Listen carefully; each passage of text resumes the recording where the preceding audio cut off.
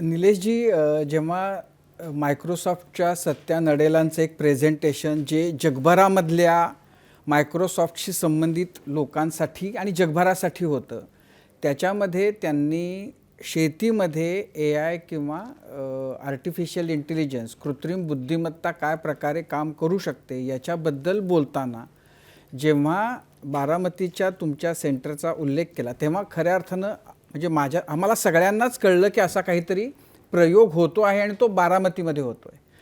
आणि गेल्या काही काळापासून आपण बघतोय की शेतकरी याच्यामध्ये म्हणजे त्यांना इतक्या वेगवेगळ्या प्रकारच्या संकटांना सामोरं जावं लागतंय आणि AI किंवा कृत्रिम बुद्धिमत्तेनं फायदा होणार आहे का त्याच्यामुळं आणखीन वाट लागणार आहे सगळ्यांची, अशा प्रकारची एक भीतीसुद्धा त्या AIच्या बद्दल लोकांच्या मनामध्ये आहे.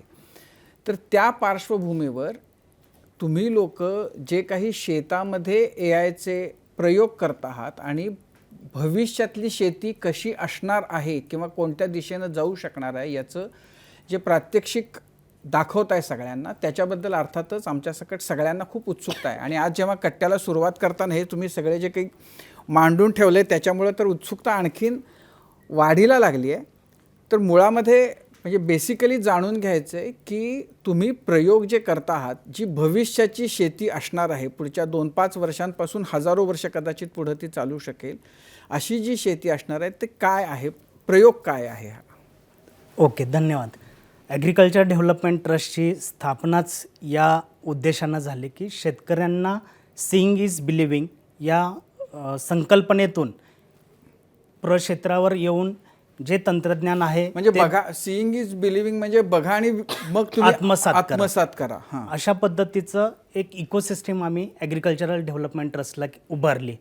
आदरणीय साहेबांनी ऑस्ट्रेलियन मिशनरीच्या मार्फत जेव्हा संस्था उभारली तेव्हा सगळ्या विश्वस्तांना ह्याच पद्धतीचा एक उद्देश आखून दिला.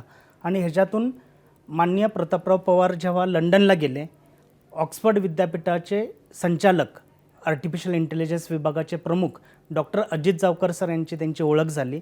डॉक्टर अजित जावकर सर यांनी त्यांना अपील केलं की आम्ही अशी देशातली आणि जगातली सर्वोत्तम संस्था शोधतो आहे की जे कृषी क्षेत्रामध्ये अनेक वर्ष काम करत आहे आणि आर्टिफिशियल इंटेलिजन्सचा प्रभावी वापर करण्यासाठी आम्हाला संशोधन करायचं आहे.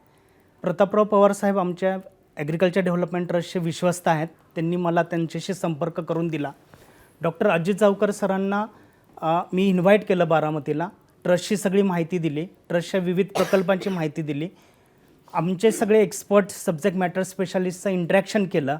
आणि सांगायला अभिमान आहे की माझ्यासह माझे 2 सहकारी आता ऑक्सफर्ड विद्यापीठाच्या तज्ज्ञपदी त्यांनी नियुक्ती केली.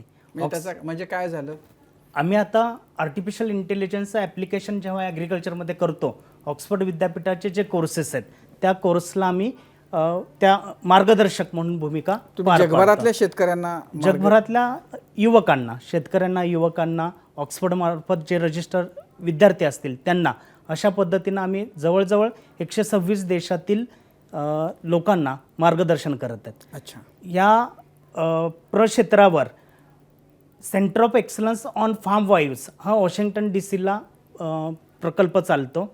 जगातला हा AIचं ॲप्लिकेशन करणारा खूप मोठा प्रोजेक्ट आहे. आणि जावकर सरांनी सांगितलं की आपल्याला मायक्रोसॉफ्टला सोबत घ्यावं लागेल. त्यांनी संपर्क दिल्यानंतर आम्ही डॉक्टर रणवीर चंद्रांना इन्व्हाइट केलं बारामतीमध्ये. ते मायक्रोसॉफ्टच्या ॲग्रिकल्चर डिव्हिजनचे प्रमुख होते.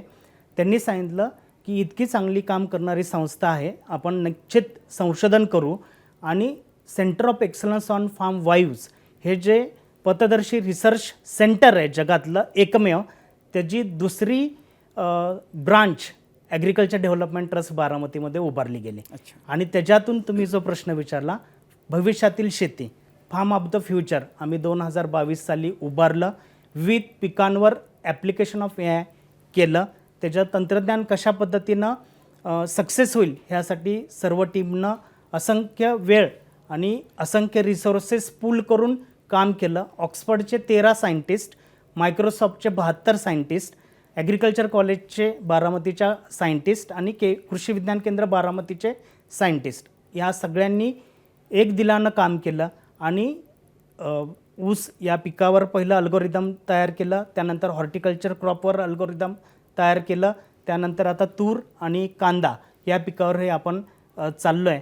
संपूर्ण राज्याला देशाला दिशा देताना अतिशय चांगल्या दर्जाचं उत्पादन आणि तेही कमीत कमी इनपुट कॉस्टमध्ये शेतकऱ्यांना देण्यासाठी आपण प्रयत्न करतो आहे. सांगायला अभिमान आहे की हायेस्ट यील्ड 151 टन आपल्याला पर एकर ह्या प्रोजेक्टमधून साध्य करता आलं आणि जे 12 महिन्याच्या कालावधीमध्ये साध्य करता आलं. जे इतर जे पारंपरिक शेती पद्धतीत आहेत त्याच्यामध्ये 16 महिने हा वेळ लागतो आणि त्याच्यातून उत्पन्न सरासरी आपल्या राज्याचं आहे 36 ते 40 टन प्रति एकर.